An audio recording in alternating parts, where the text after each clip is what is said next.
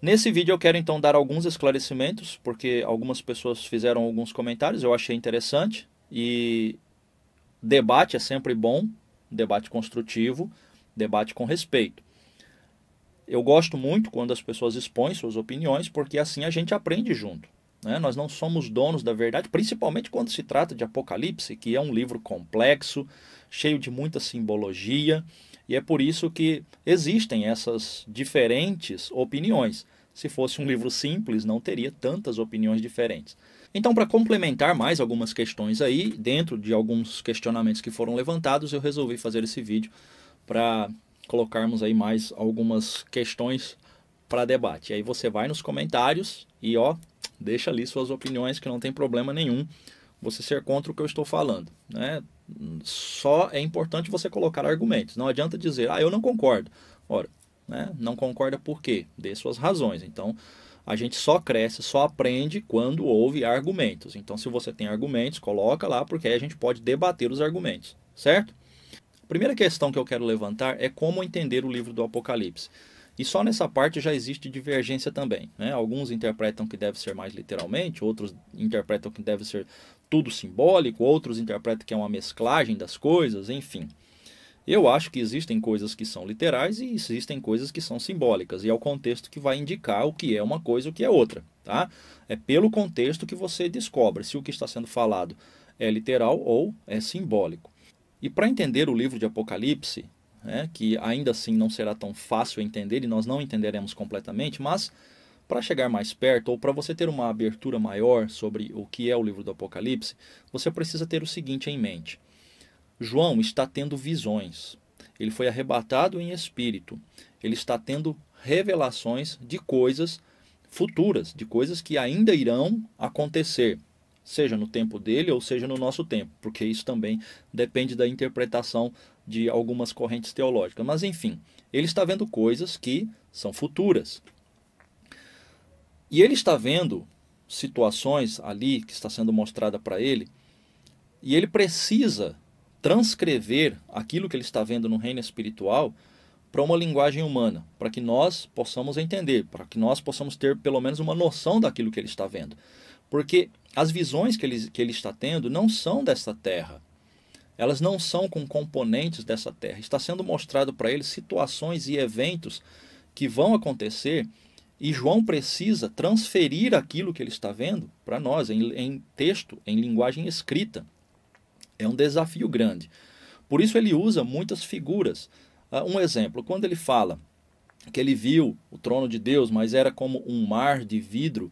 Bom, não é que é um mar de vidro, mas é a visão que ele está tendo. Ele está vendo algo plano, brilhante. E como é que ele pode transferir isso em palavras para que nós que não vimos o que ele viu, possamos pelo menos ter uma compreensão? Um mar de vidro. Então, todo o livro de Apocalipse é visões que João teve. E ele precisa transferir essas visões para nós em linguagem escrita. Por isso, tantas coisas simbólicas e realmente fica difícil nós entendermos o que é que João está falando. As bestas, chifres, que representam nações, um chifre cai, outro sobe, uma besta era mais terrível que a outra. Tudo isso ele está vendo situações que estão acontecendo no mundo, nas visões que ele está tendo, que são proféticas. Mas como é que ele vai transferir tudo isso para nós? Em figuras, em símbolos, em linguagens figuradas. Então essa é a primeira compreensão que você deve ter quando ler o livro de Apocalipse, certo? É João transferindo para nós aquilo que ele viu, em forma de linguagem escrita. Muito bem. Quando a gente vai para Apocalipse capítulo 19, eu insisto que a Nova Jerusalém que está sendo descrita ali em Apocalipse 21 é a igreja, porém, eu creio que a confusão surge por causa de um entendimento ou de uma compreensão dúbia da palavra cidade, tá? E a gente vai falar um pouquinho sobre isso, mas vamos lá. Apocalipse 19, nós temos as bodas do Cordeiro, que é o quê? O casamento do noivo com a noiva, certo? E aqui no verso 7, Apocalipse 19, verso 7, diz assim: regozijemo-nos, vamos alegrar-nos e dar-lhe glória, pois chegou a hora do casamento do Cordeiro, e a sua noiva já se aprontou. Pois bem, nós temos aqui então uma referência à noiva. E, gente, a coisa é tão complexa, porque tem pessoas que dizem, inclusive, que a igreja não é a noiva, que a noiva é Israel e que a igreja serão apenas os convidados para o casamento. Veja onde as coisas acabam caminhando, né? Como é complexo essa questão de interpretação.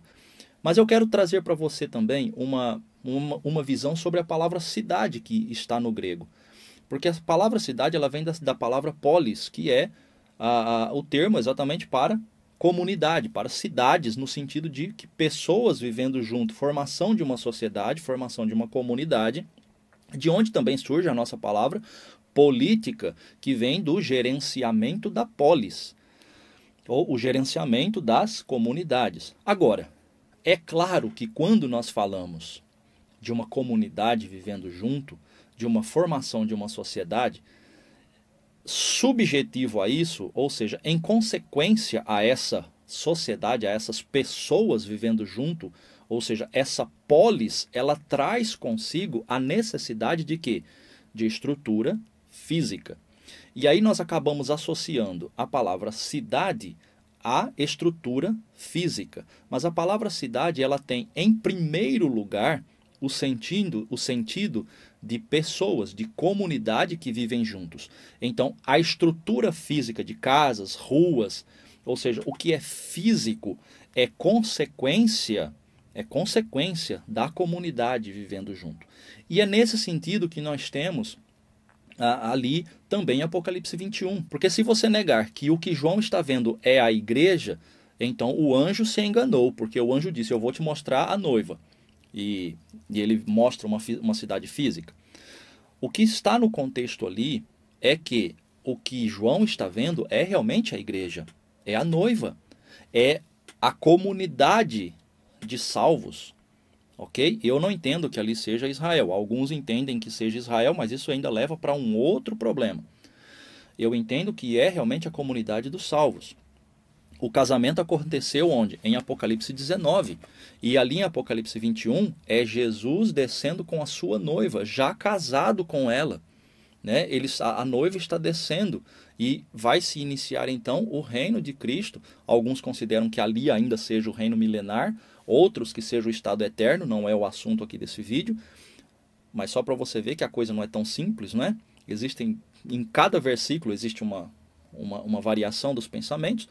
Mas, seja como for, a igreja está descendo e ela já está casada com o noivo, porque o casamento ocorreu em Apocalipse 19. Então, o que nós temos é a comunidade cristã. Porém, por que João descreve uma cidade? Esse é o foco. Por que ele está descrevendo como uma cidade? Né? É a igreja, mas por que ele descreve como uma cidade? Porque quando se forma uma polis, que é o termo utilizado ali para se referir à cidade, quando se refere a polis, a uma cidade, está se referindo à comunidade, mas o que eu disse no início, subsequente a isso, ou seja, em consequência da formação de uma comunidade, obviamente que você tem ali o quê? Estrutura, você tem uma formação de uma comunidade. E é por isso que ele descreve como uma cidade. O sentido de Apocalipse 21 é muito mais amplo do que apenas uma cidade que desce e fica pairando ali. Porque se fosse assim, você teria que considerar que a esposa é a cidade. Aliás, alguns estão interpretando assim. Eu fui pesquisar alguns artigos e encontrei gente defendendo que a noiva, na verdade, é a cidade.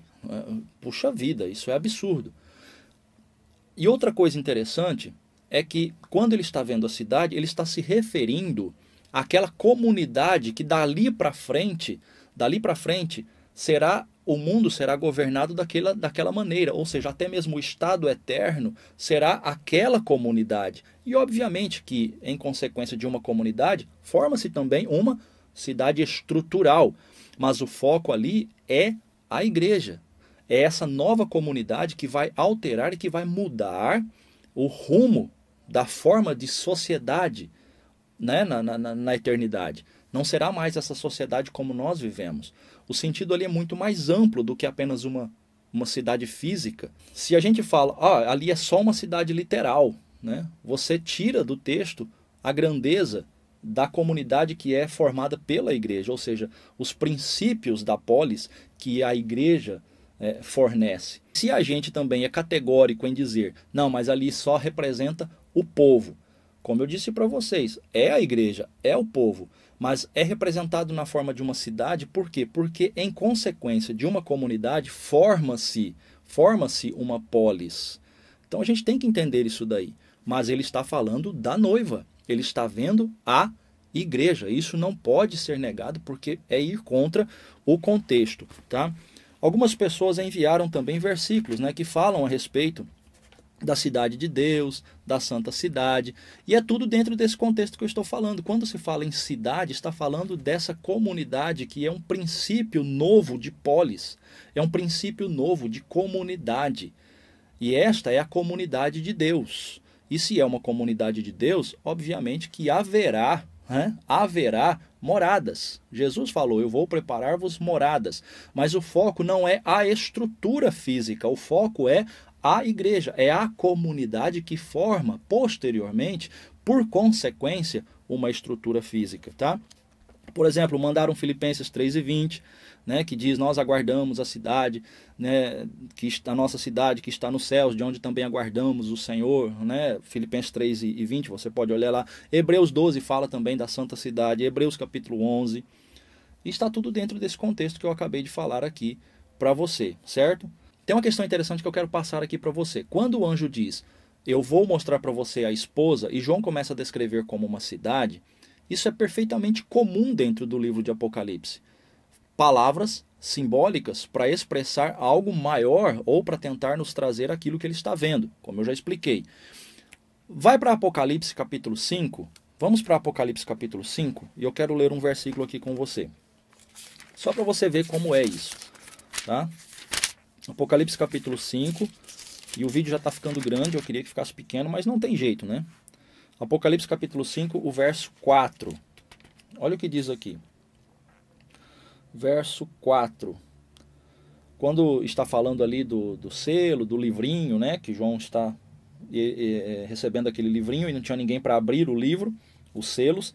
Verso 4 diz assim, eu chorava muito porque não havia ninguém que fosse digno de abrir o livro e de olhar para ele.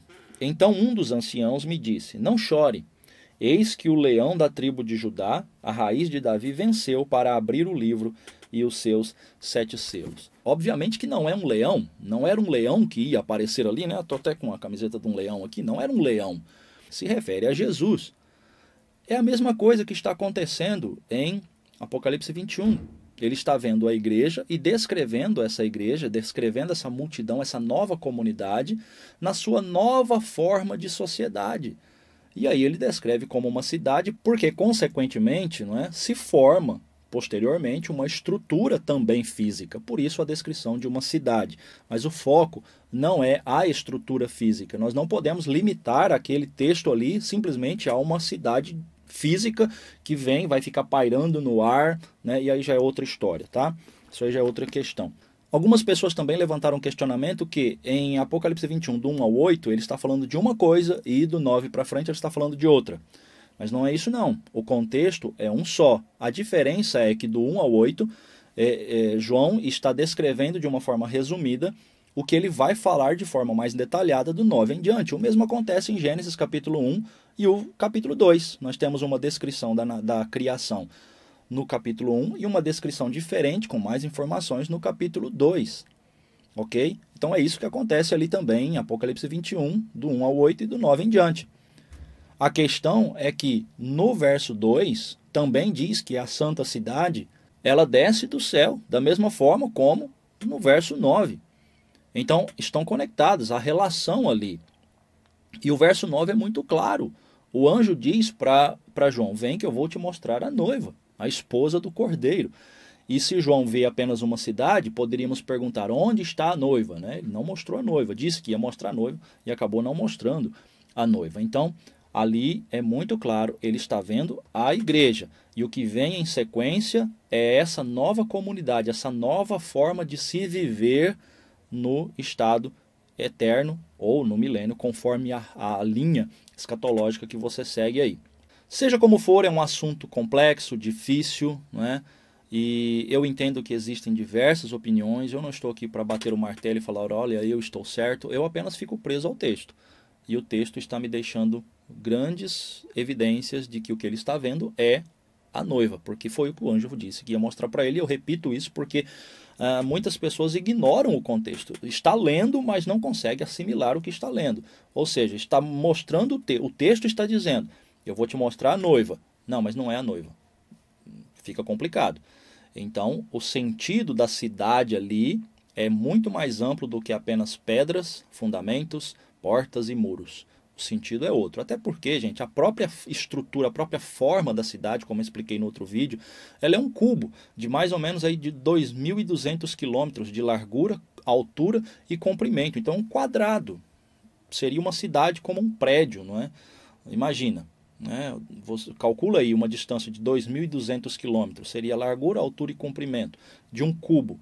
Então tudo isso é figurado, não é uma cidade, não é um quadrado que está descendo do céu, um cubo, né, que está descendo do céu. Tudo ali tem algo figurado, que a intenção de João é explicar essa nova sociedade que vai se formar. E essa sociedade será governada não mais pela política como nós conhecemos, mas pela política divina, a polis. O governo da sociedade será pelo rei. E nós seremos a noiva que estaremos habitando junto com o Senhor. Gente, complicado, não é? É assunto difícil, mas eu gosto de conversarmos. E você deixa aí nos comentários os seus argumentos, certo? O vídeo ficou bem grande, mas eu precisava colocar essas novas informações e também responder algumas questões que foram levantadas para esclarecer porque eu penso assim, tá certo?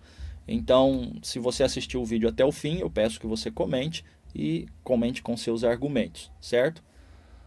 Não sei se ficou alguma coisa, não estou me lembrando nada agora. É sempre assim, né? A gente acaba de gravar e quando desliga tudo, eu desmonto tudo aqui, aí eu me lembro, eu devia ter falado isso também. Mas, enfim, eu acho que está bom. E como eu acabei de falar no vídeo, eu esqueci de falar um detalhe muito importante e eu não posso deixar de falar, que são a respeito desses livros aqui, ó, né? Esse livro aqui, para quem estuda o dispensacionalismo, ele é indispensável, né? Ele é do J. Dwight Pentecost, que é ele fala tudo sobre o dispensacionalismo. Então, se você quiser, procure aí esse, Eventos do Porvir. O meu é em espanhol, mas tem em português. E esse aqui, Comentário Judaico do Novo Testamento, que coloca também essa questão aí de que a noiva é representação da igreja, ou que a Nova Jerusalém, como ele coloca ali no Apocalipse 21, ele identifica que a Nova Jerusalém representa a igreja também. Abraço, era só isso que eu tinha para falar. Acho que agora acabou.